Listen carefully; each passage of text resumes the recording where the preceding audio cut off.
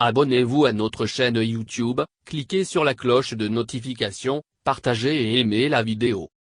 Avant d'accepter la démission de son frère Aliou Sall, le 24 juin 2019, informe la journal en ligne La Lettre du Continent, le président Macky Sall a discrètement échangé avec BP pour vérifier les informations avancées par la BBC, le 2 juin.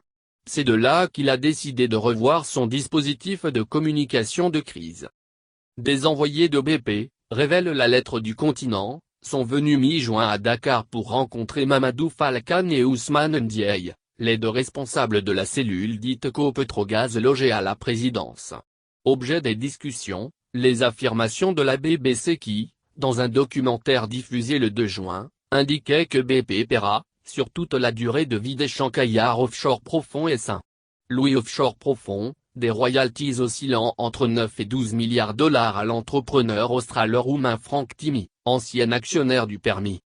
Les envoyés de BP ont expliqué à la présidence que le rachat des 30% détenus par Franck Timis sur les deux permis comportait une rémunération fixe de 250 millions $ assortie d'une variable en royalties indexée sur le prix du pétrole. En revanche, écrit La Lettre du Continent, ils ont assuré à leurs interlocuteurs que les sommes évoquées par la BBC étaient sans commune mesure avec les montants effectivement négociés. L'échéancier de royalties sur lequel se base la BBC pour évoquer les sommes de 9 à 12 milliards $, correspondrait à une demande faite par Franck Timis à la Major britannique durant les négociations de rachat.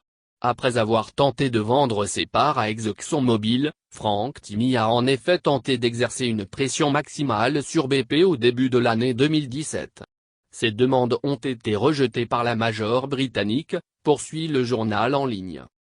Sur le versant politique, la présidence a discrètement milité pour qu'Aliou Sall, directement associé à Franck Timis, démissionne le 24 juin de son poste à la tête de la Caisse de dépôt et consignation.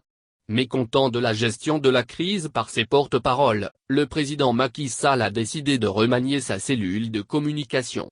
D'où l'écartement d'El Hamidou Kassé au profit de Seydou Guèye. Le chef de l'État, fait savoir La Lettre du Continent, est persuadé que le documentaire de la BBC a été alimenté par son opposition, et aurait souhaité une réponse beaucoup plus politique.